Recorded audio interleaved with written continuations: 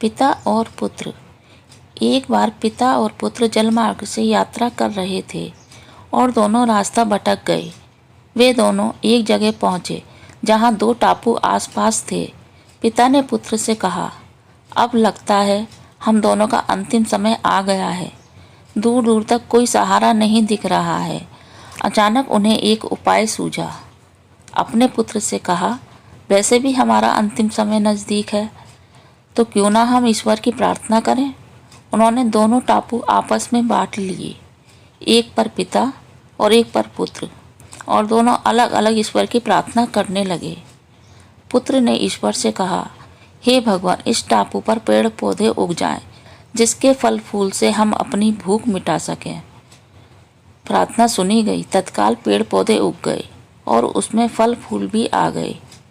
उसने कहा, ये तो चमत्कार हो गया। फिर उसने प्रार्थना की, एक सुंदर स्त्री आ जाए जिससे हम यहाँ उसके साथ रहकर अपना परिवार बसाएं। तत्काल एक सुंदर स्त्री प्रकट हो गई। अब उसने सोचा कि मेरी हर प्रार्थना सुनी जा रही है, तो क्यों ना हम ईश्वर से यहाँ से बाहर निकलने का रास्ता मांगें। उसने ऐसा ही किया। उसने प्रार्थना की, एक नाव आ जाए जिसमें सवार होकर हम यहाँ से बाहर निकल सकें। तत्काल नाव प्रकट हुई और पुत्र उसमें सवार होकर बाहर निकलने लगा। तभी एक आकाशवाणी हुई, बेटा, तुम अकेले जा रहे हो, अपने पिता को साथ नहीं लोगे। तो पुत्र ने कहा, उनको छोड़ो, वो इसी लायक हैं। प्रार्थना तो उन्होंने भी की थी, लेकिन आपने उनकी एक भी नहीं सुनी।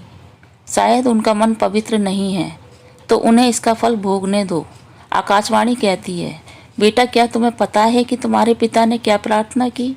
पुत्र बोला, नहीं।